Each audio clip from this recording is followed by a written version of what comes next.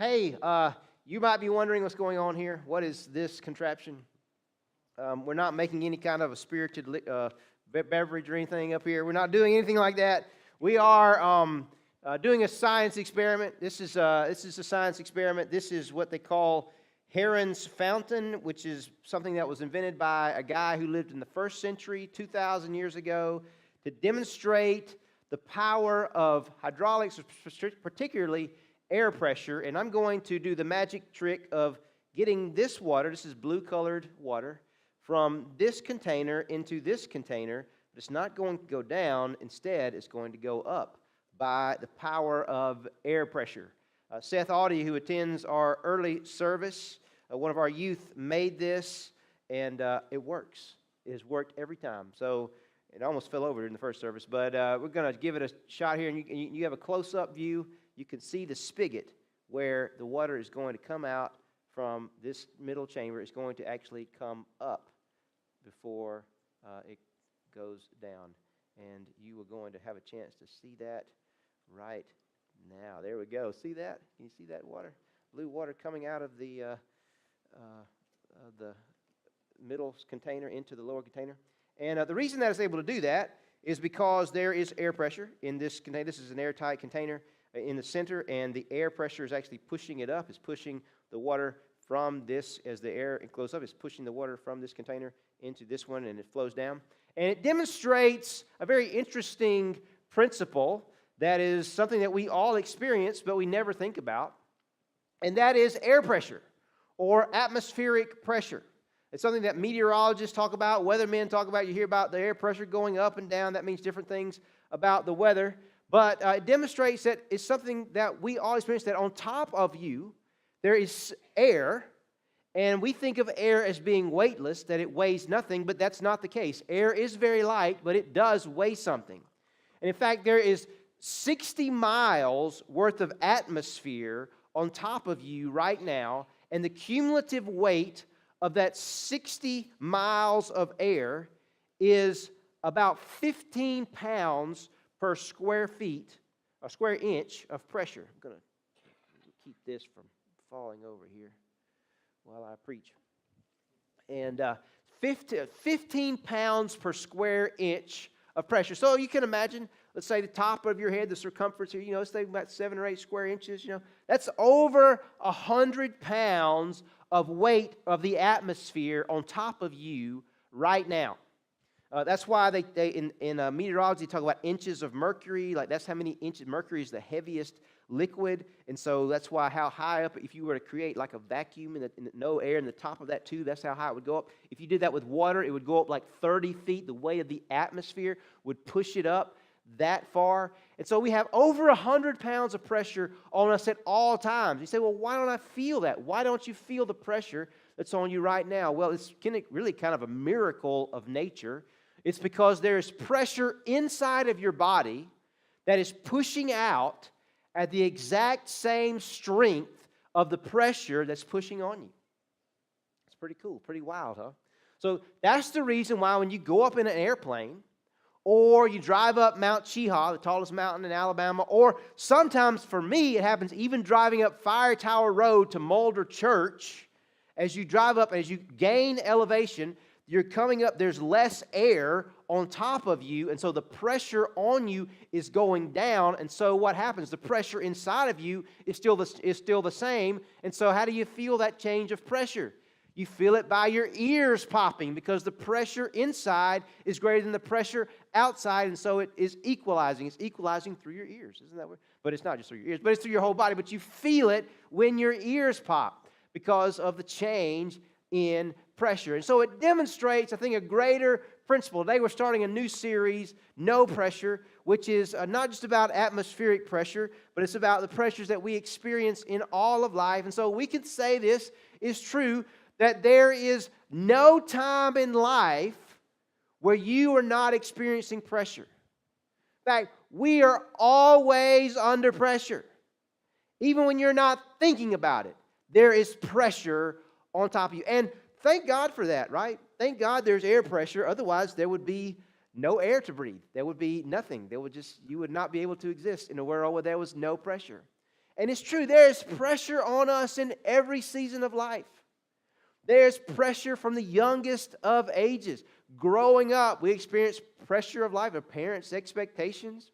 We experience pressure when we go to school, and as we get older, there's social pressures. You hear of peer pressure, and then you go off to college, and that's a pressure-packed time of life. You're making so many decisions that are going to influence the rest of your life. Young people experience a great amount of stress. In fact, that stress is increased now more than ever before, is because we can't kind of get away from it. There's social media. We're always connected to everyone, so there's always those pressures always on us. As we get older, there's relationships pressures. There's pressures of getting to know somebody and making sure that they like us. We try to meet their expectations. So there's a pressure in relationships. There's a pressure as becoming a parent. Definitely involves pressure. There's pressure in the workplace, trying to pressure to please your boss, your coworkers. There's pressure on us as we get older. We start to feel the effects of aging on our bodies. And there's always the pressure of mortality, that you can die at any time. We are always under pressure. And so maybe this principle that we see at work in the atmosphere, in the world, through scientific demonstration, maybe it teaches us something, that if our expectation is somehow that we're going to get to a place in life where we're going to escape pressure, where there's going to be no pressure, that's an illusion. It's not about escaping pressure. It's a matter of creating balance. And so maybe there's a principle from this scientific demonstration that applies to us in the pressures that we experience in life, because there's seasons where that pressure ramps up. And maybe it's one thing after another, and we wonder if we're going to be able to stand under the pressure. Maybe there's a principle in nature that can teach us about a principle of life. That when that pressure ramps up, as important as what's pushing on us is what's pushing back. The way we can survive, the way that we can stand, maybe even a way that we can thrive under pressure, is that the pressure of what's on us, either maybe we need to find a way to reduce that pressure on us if it's too much for us to take. Sometimes just circumstances of life, sometimes decisions that we've already made, there's no way to reduce that pressure. We're in this situation and there's no way out that we can see. Or maybe the way out that we can see we just don't want to take is the extreme way out, if you know what I'm talking about. That's not an option for you and for the people that you care about. As that pressure ramps up, maybe there's not a way to get less pressure, to get that pressure off. So it's a question of what's pushing back. What's pushing back against that pressure to create balance in your life? Because it's true that all of us experience the pressure of expectations. We experience the pressure of expectations. There are people out there that expect something of us, and that creates feelings of expectation and stress for us. Because in our world, our ability to provide for ourselves and our ability to provide for the people that we care about depends on our ability to meet expectations. There's always a pressure to perform. You've got to do the job. You've got to do it well. If you don't do it well enough, well, there's going to be somebody else along the way. That's the way it works. We feel the pressure of expectations. We feel this in relationships. We feel it I feel in parenting, in doing our job, in all different things like in relating to people and social interactions. We feel the pressure of expectations. And sometimes there's some people who seem like they thrive under pressure. You know, maybe you're one of those people that if you're not in a pressure situation, that you kind of have to invent it. You know, you're kind of like, you never do your test. You always cram at the last minute because you can't. That's the way you work best, under pressure. Okay. Some of you out there, you know who you are. Okay. Some of you wither under pressure. You try to do everything ahead of time, everything organized, everything laid out, because you don't want that pressure at the last minute, because you know you can't handle that pressure. We relate to pressure in different ways. I know in my life I have to manage pressure pretty well. And there's been situations in my life where I withered under pressure. I'll never forget when I was in, I think it was the 8th grade, I had taken piano lessons for like 2 years. My sister, she was doing great with the piano, and my dad, we wanted to learn a musical instrument, and I had a piano recital that I just bombed. I mean, it was like, you look out in the crowd and everybody's like, oh. It was totally embarrassing, which was it was a song I totally knew. It was like Axel F. Do you remember Axel F? Beverly Hills Cop, the theme song, the coolest. At least if I was playing piano, I was playing a cool song, but I bombed it. It was awful, and just so embarrassing. I'm still traumatized by that experience later. And playing in high school, playing baseball in high school, I didn't learn until like after I graduated college that I really couldn't see very well, that I needed glasses, and so they put me in the outfield when I was playing high school baseball. And I can remember times, especially maybe my freshman and sophomore year. By the time I got to my senior year, I don't think this was happening, but sometimes they put me in a game. We'd be behind like 12-0. We'd be getting killed, and so they put me in there. And the ball would be hit in the outfield, rolling out there to me. And I'm like, don't miss it, don't miss it, don't miss it. The pressure. And then next thing I know, I'm turning around and running to the fence to get a ball that I missed, And so I felt the pressure. But then sometimes there were situations where I felt like I thrived under pressure. Like public speaking, for example, was something that was not afraid. A lot of people are afraid of, and that's something that I felt like I got better at, and was not as afraid of that. Although at times I did certainly, but feel that. So we relate to pressure in different ways, and I have to manage the pressure in my life. But sometimes that pressure that we experience relates to something deeper. It relates to a deeper question. And I think this is especially the case for those who want to thrive under pressure, or people who seem to need pressure. And it's a question that relates to our ability to meet expectations. And that question is, do I have what it takes? Do I have what it takes? And we feel pressure. And to all respect to the ladies out there, I think there's a pressure definitely for this question for ladies. But I think especially guys, we feel the pressure of this question. The question is, do I have what it takes? Do I have what it takes for those who are counting on me? For those who are looking to me? Because it may be that I feel pressure because I'm afraid that this situation is going to give me an answer to this question that I don't like. That either I don't have an answer to this question, or I'm not satisfied with the answer to this question. And this is why sometimes people continually put themselves in pressure situations over and over and over again because they don't have an answer to this question. Sometimes people take reckless risks, unwise, unhealthy, dangerous risks because they're seeking an answer to this question. Sometimes men and women, will step out on their spouse, have an extramarital affair because they don't have an answer to this question. They're not satisfied. They feel insecure. They want the thrill of the chase and of finding out all these years later, I still got it. Some people overload themselves. They say yes to everything. They're afraid to say no because they don't want that person to whom they say no to think that they can't answer this question. To think that the answer to this question is no. And sometimes, we overload ourselves and we take unhealthy risks and we make unwise decisions because we don't have an answer to this question. Do we have what it takes? We are pressing to prove ourselves.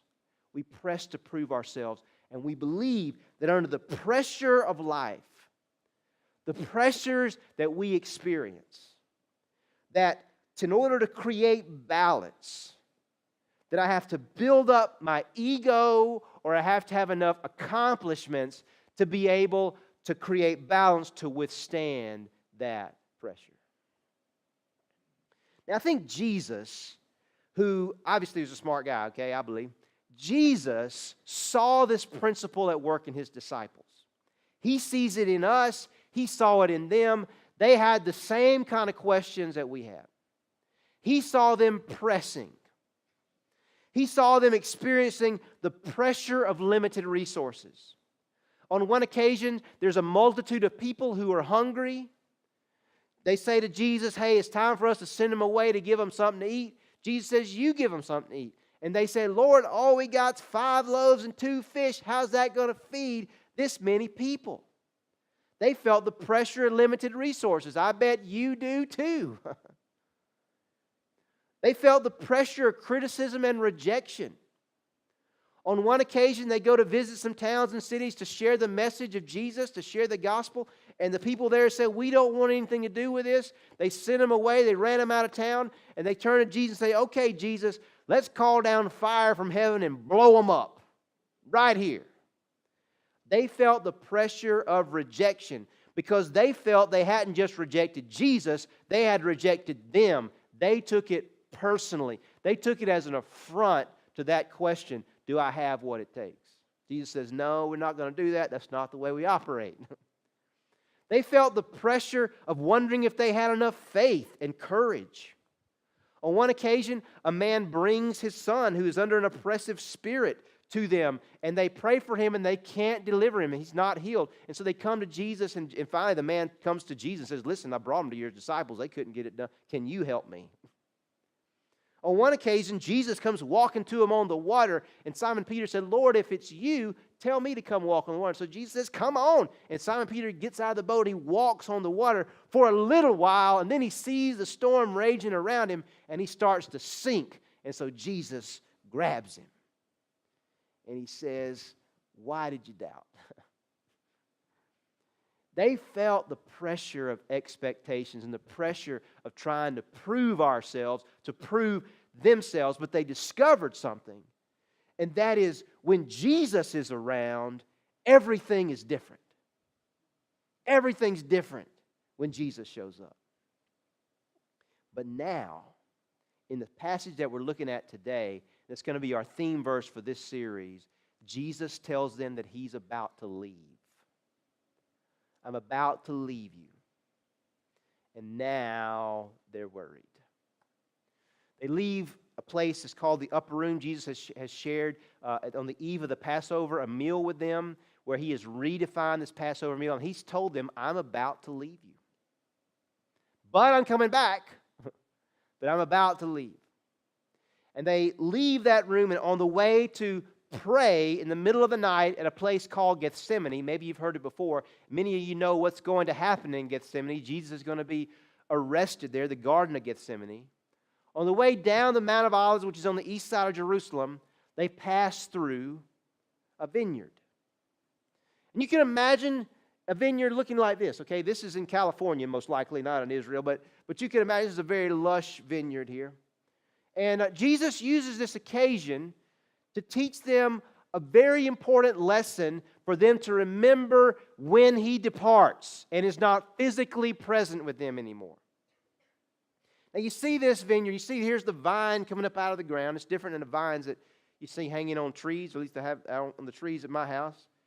And connected to this vine, you have a trellis and the branches. The vine runs along the trellis, and you see here's the vine here. There's branches coming off of this vine. And hanging from the branches is the fruit, is the grapes. That is a very fruitful vine. That vine producing that fruit through its branches.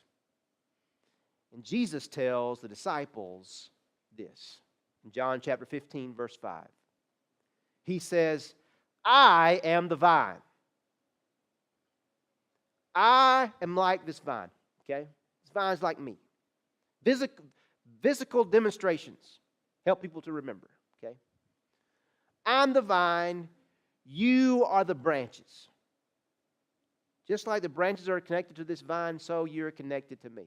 So if you remain in me, and I in you, you will bear much fruit. Just like you see this fruit hanging off of these branches, that's going to be the kind of fruitfulness you're going to have in your life if you remain in me. You know, a branch is not going to produce fruit without the vine. If you remain in me and I in you, you will bear much fruit. Because apart from me, you can do nothing. So what Jesus says here really is a culmination of everything that they've learned up to this point. What they learned on that mountain where they ran out of food. What they learned on in the boat where he was walking on the water. What they learned by the guy who they couldn't heal his son. What they learned in every situation is that everything is different because of me, Jesus says. Apart from me, you can do nothing. And so reeling that back in and applying that to my daily life, to the pressures that we experience, the load that we're under every day. What Jesus is saying to His disciples, and I believe He's saying it to us too. He's saying it to you too if you consider yourself a follower of Jesus. If you're not, you think this is all crazy. Hey, that's okay. This is cool. But this is what Jesus says. He says to His disciples that ego and effort, which is what we primarily depend upon to repel the pressures, to build up that inner core to withstand the pressures of the world. Ego and effort will not be sufficient to thrive under pressure. It will not be enough. If you do this and this and this, if you still don't feel like you've proven yourself, it's not going to be enough for you to prove yourself. Ego and effort will not be sufficient to thrive under pressure. He continues. Verse 6. Whoever does not abide in me. Okay? This is using kind of the New Revised Standard language where Jesus takes that word remain and actually replaces it with the word abide, which is kind of cool because the word abide, I think it kind of depicts. It's not a word that we usually use. Okay, maybe it's like in Christmas hymns or something that was used a long time ago. But the word abide, what you think about your abode is a place where you live. To abide is to stay somewhere. It's a place where you stay. It's a place where you live. Whoever does not abide in me, whoever does not remain in me, is thrown away like a branch and withers, of course.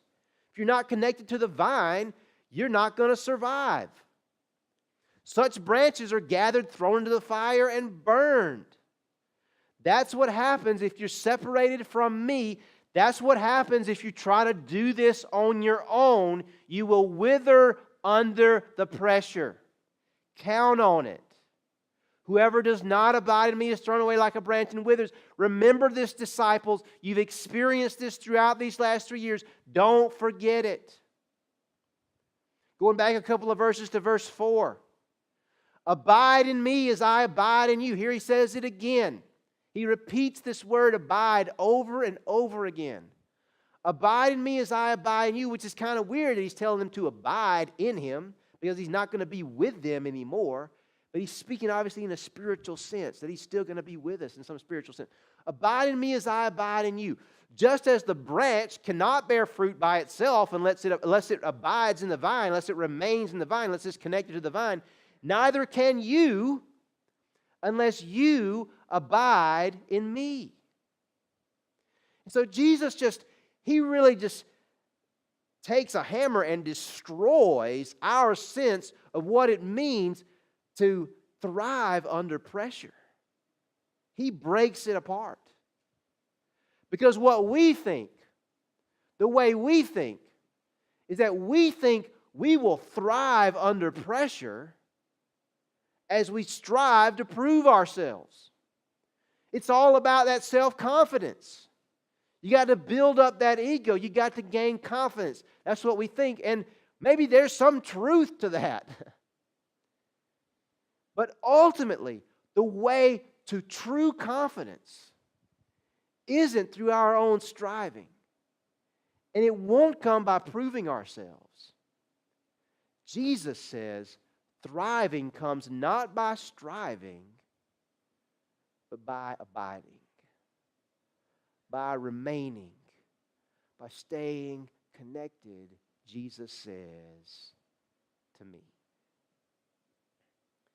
Now, you remember what I said at the beginning of this message, and that is about the illustration of air pressure and how we're all under pressure, and how that we're not crushed by that pressure is because there's something inside of us. The pressure inside of us is pushing back at the same weight, the same strength. And how that applies to the pressures that we experience in life. Said that as important as what's pushing on us is what's pushing back. Well, maybe here's the answer. Here's the answer for us. That it's not a what that's pushing back, it's a who. As important as what's pushing on us is who's pushing back. Is that who? Your own ego? Is that your own accomplishments? Is that validation that you feel like you get from your spouse, from your girlfriend, your boyfriend, your friend, your children, whatever, your trophies, whatever?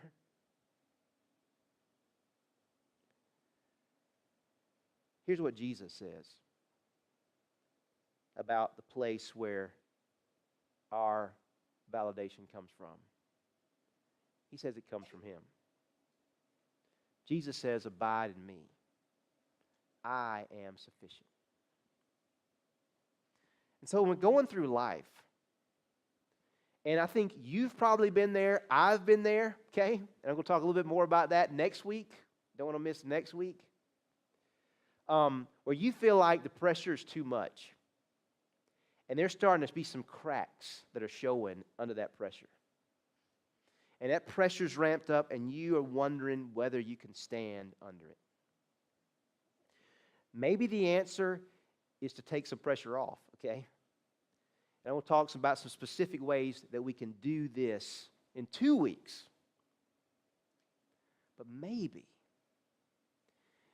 the reason there's cracks in your foundation is because it's not built upon the solid rock. It's not built upon a secure foundation. Because whatever you've built your validation on, however you're answering that question, do I have what it takes? You haven't come to that place to where every addict has to come, okay?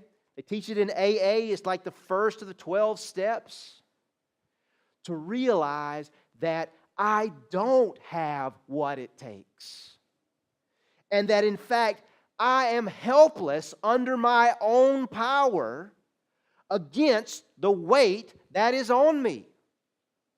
That's why I've been leaning into this habit or into this addiction or whatever it is to give me the validation, because I feel like I can't stand against the pressure without the help of this thing.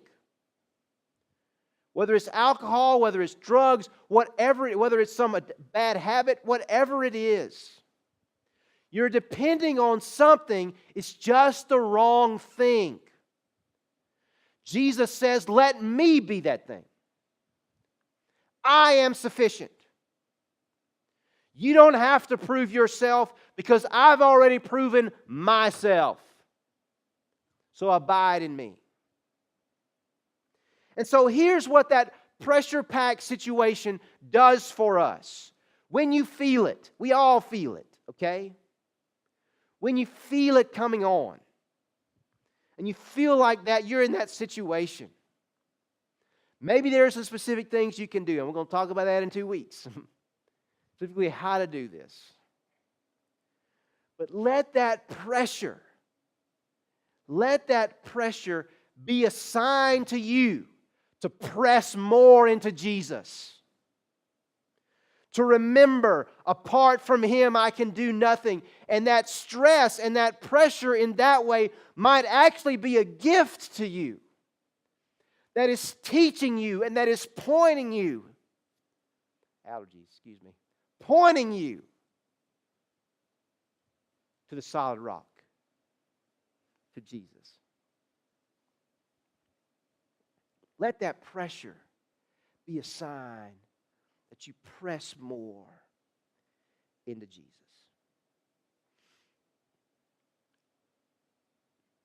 Jesus said one more thing, and this is so critical for us in the pressures that we face in life. How do you stand under the pressure.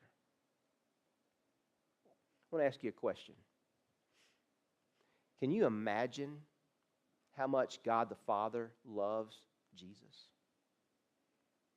How much the Father loves the Son? I want you to look at what Jesus said. This is like 3 verses later. Jesus says, as the Father has loved me, so have I loved you. As the Father has loved me, so have I loved you. In the same way that the Father loves the Son, Jesus loves you. So, abide in my love. Remain in my love. And this is so important. This is so important and it's so powerful because all that pressure that we experience, that pressure that we put on ourselves, those pressure of expectations, so often they relate to our need for love. We want to be loved. We want to be validated. We want to be known that we are worthy to be loved. Jesus says you are loved. You don't have to prove yourself. My love isn't going anywhere. My love is secure. It's confident. I mean, it's there like the vine, steady. Your job is just to stay there. Abide in my love. So in all the pressures that we face, and the pressures to prove ourselves, we see that the love of Jesus is powerful enough, it's strong enough to give us the balance that we need. The love of Jesus is strong enough to balance the pressures of life, to neutralize them. You don't have to meet their expectations. You're not who they say you are. You're who He says you are. That's where your identity comes from. You don't have to prove anything to anybody.